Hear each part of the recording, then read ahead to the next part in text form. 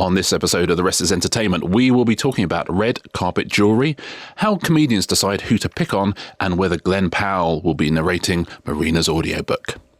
This episode is brought to you by our friends at Octopus Energy. Some people in the entertainment industry are successful, but a much, much smaller number are genuinely admired. I was trying to think in TV who everyone likes. I mean, Attenborough. In movies, Julia, Meryl, these you will not hear a bad word said about any of those people. There are actually very few that no one is rude about behind their back, but those two are certainly two of them. Can I tell you about a company that no one is rude about behind their back and that people admire?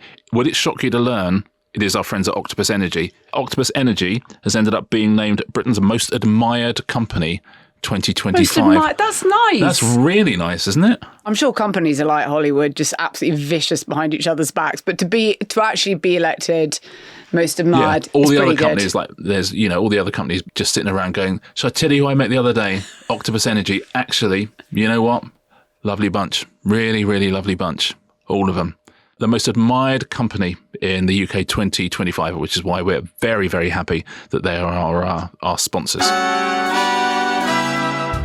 Hello and welcome to this episode of The Rest is Entertainment Questions and Answers edition. I'm Marina Hyde. And I'm Richard Osman. Ready for some questions? I'm really ready for some. Hit me with one. Ready for some answers, listeners? I'm not ready to answer.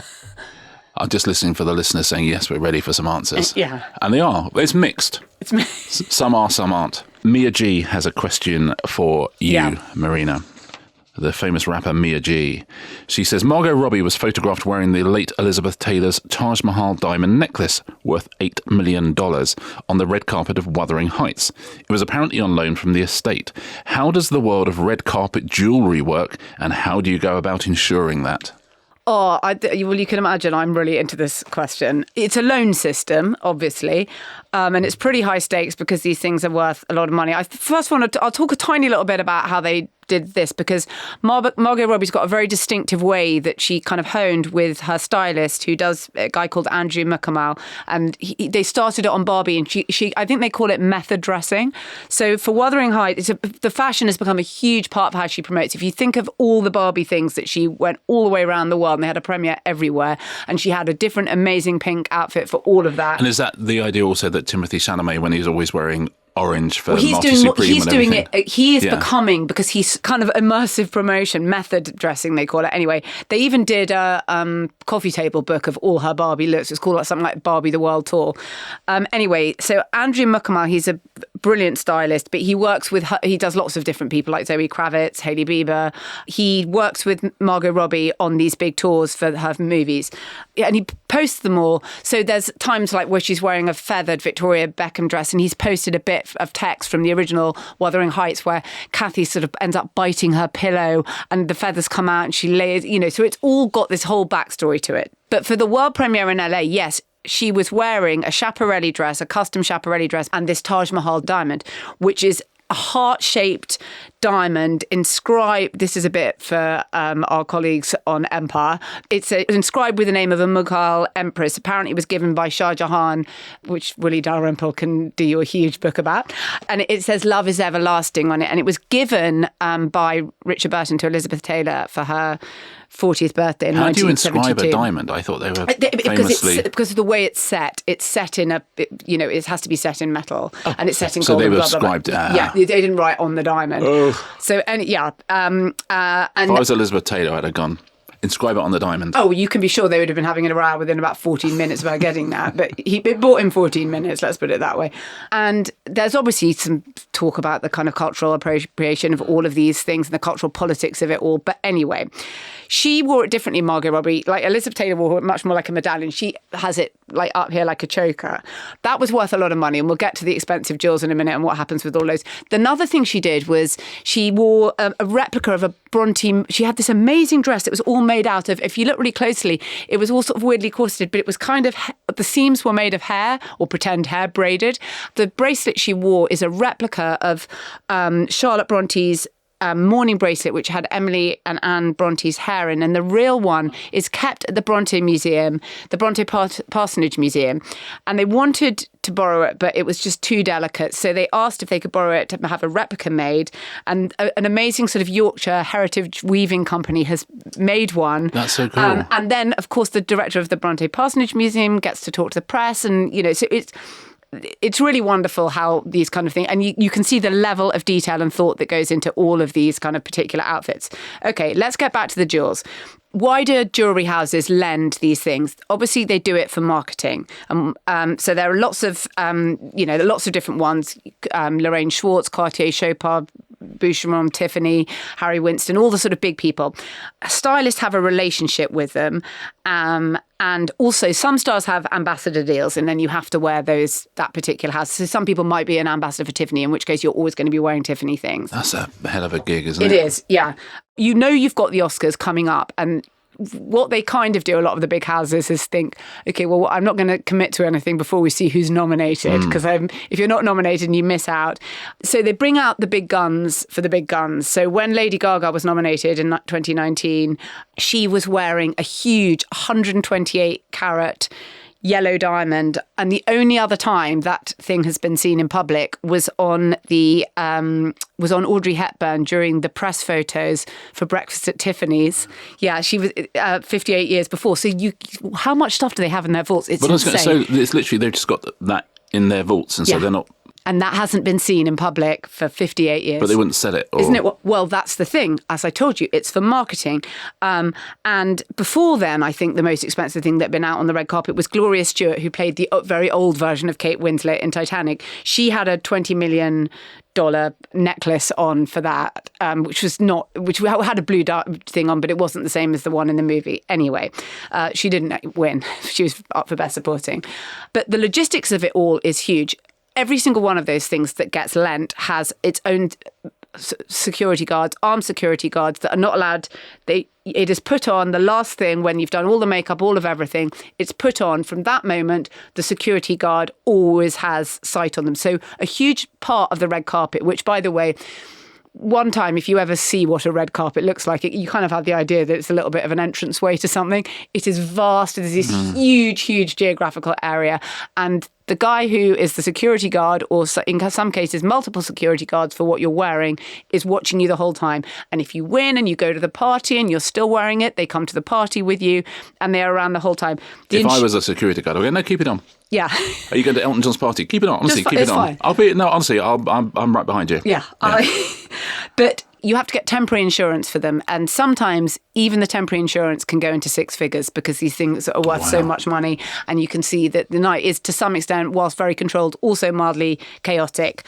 So I guess what you're saying is, what is the point? Does it translate into sales? Yes. Are there enough high-end clients out there who are not famous, who see, I don't know, Charlize or Julianne Moore or someone wearing an amazing thing? And the answer is yes. First of all, very occasionally someone connected with the star who wore it will buy it. Gwyneth Paltrow, the necklace that Gwyneth Paltrow was wearing when she got the Oscar for Shakespeare in Love, her father, Bruce Paltrow, then bought for her. Wow. But people often try to buy the piece that they have seen on the red carpet, and they will know it's, because all the designers and the stylists tag who it is, and they'll think, that's Tiffany, and then a week later it will sell to a private client. It is extraordinary, but as you say, to have the idea that there are just like random $20 million, $30 million necklaces sitting in vaults that you don't see for 6 decades at a time, there is a huge amount of it, and it does all sell to private clients, and it's used as a massive marketing thing. So who owns the Taj Mahal diamond? We don't know. An anonymous person who wanted to buy it. As I say, there's a lot of very, very private high-end clients out there who owns the Taj Mahal diamond, but has lent it for use in these circumstances.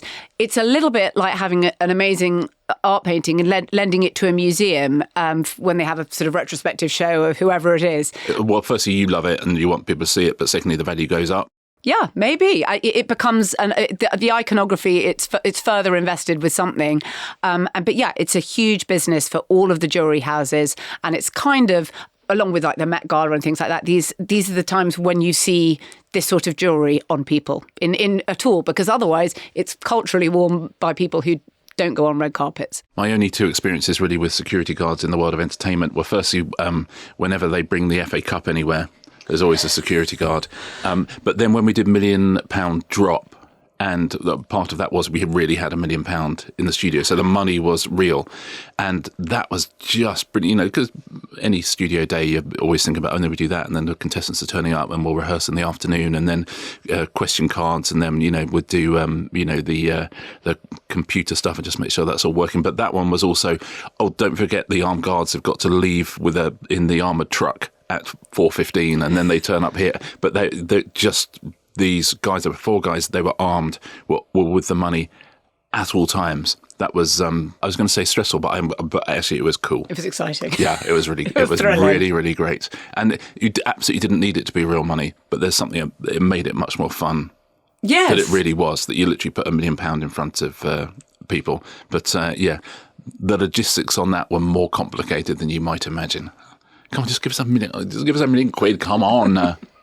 Well, no one's going to steal it.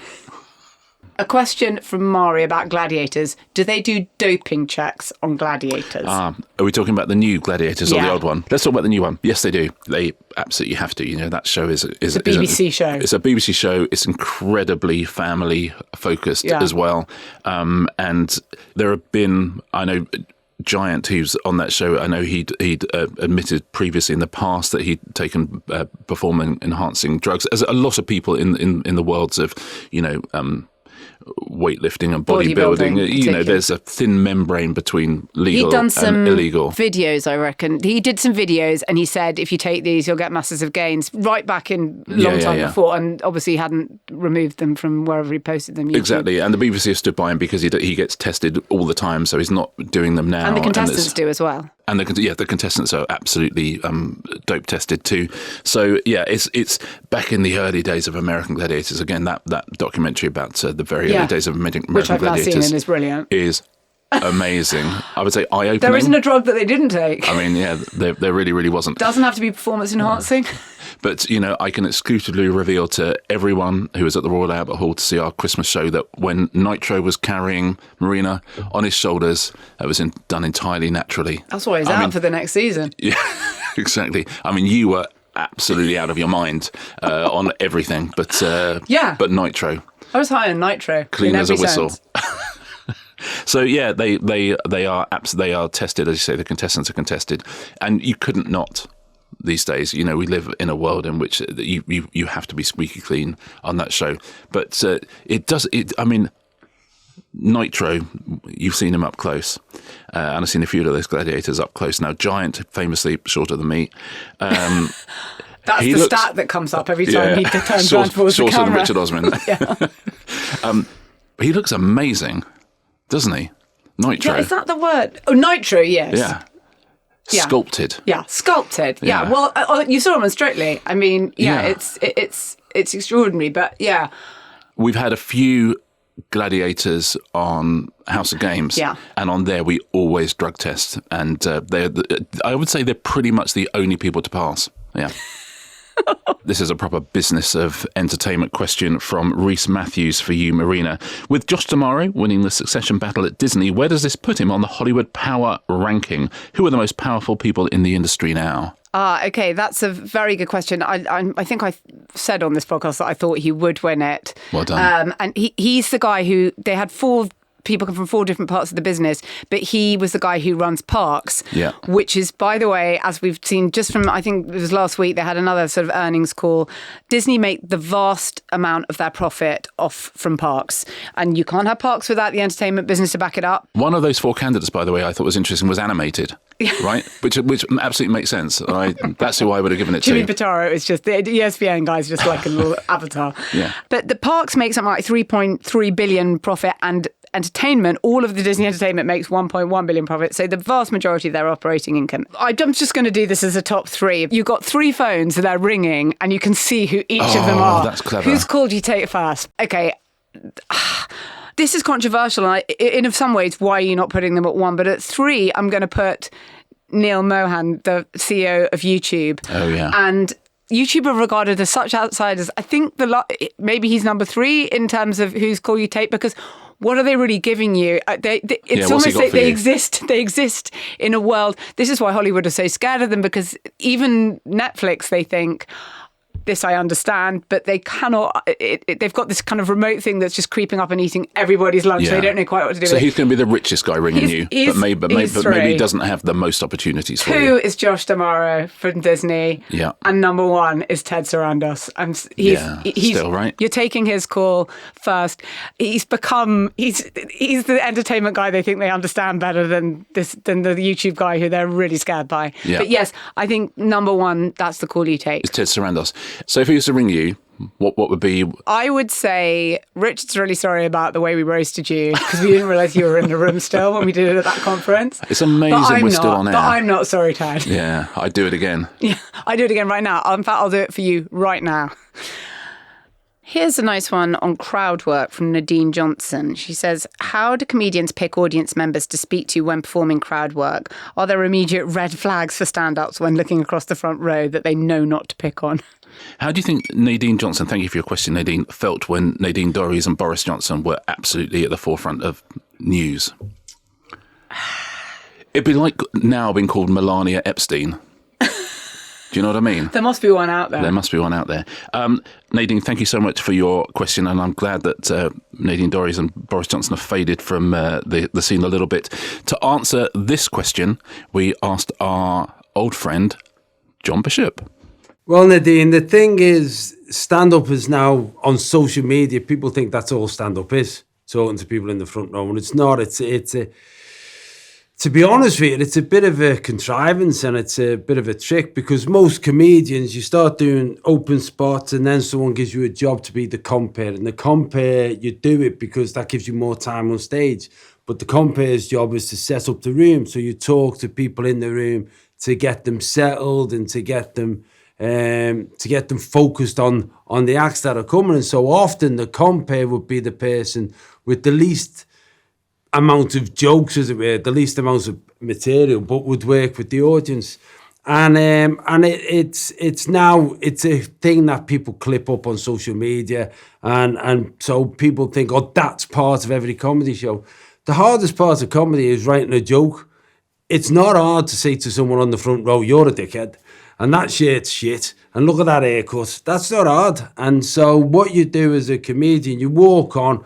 If you've got a front row within a venue, you might pick on someone to settle them down because they look agitated. They look like they're the one who is likely to ruin it for the comics coming on. So you might do that. You might pick on someone because it's obvious. You know, you've got a guy on the front row who's 6'12". Everyone can see he's 6'12", and it's obvious. So you might say something to him, but the reality is it just becomes an unlearned skill in the fact that when I say an unlearned skill, a skill that you can't teach unless you do it. You just do it.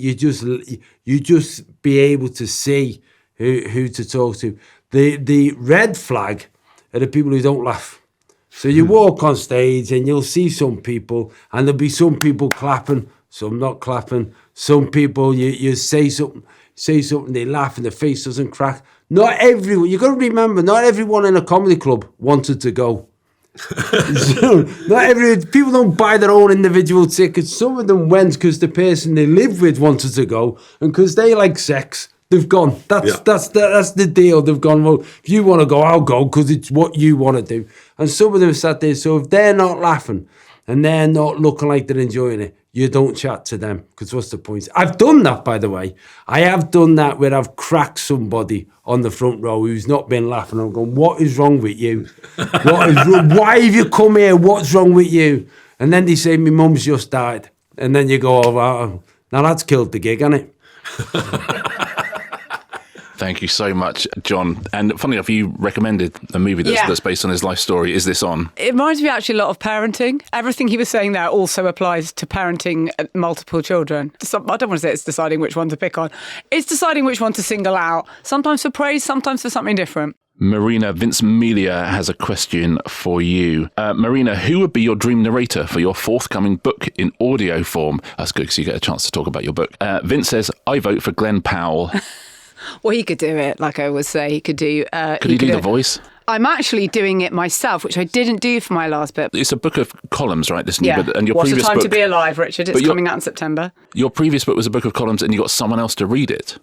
Yeah, because I did the introduction, but I just thought, I'd be so bad. This is really weird. It's before I did this podcast, and I thought, I just couldn't do that. I couldn't, and actually Look at you now. Because I talk out loud on this podcast all the time. I thought, I can do it. I have to do it in an order. Oh, you're doing that in another top 3? Yeah, I can't stop doing it now. If this ends as well with Ted Sarandos, he's going to... He was great in the studio. Yeah. All right. Number 3, Connor Story, but he's the Russian... Heated rivalry. I just want him to do all the things connected with my book for me. That'd be cool. How do you think he'd be with some of the references to like Paula Venables and stuff like that?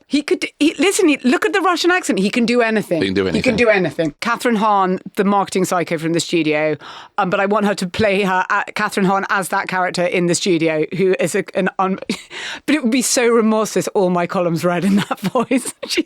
That's how I read your columns. Yeah, I hope so. She's my internal monologue.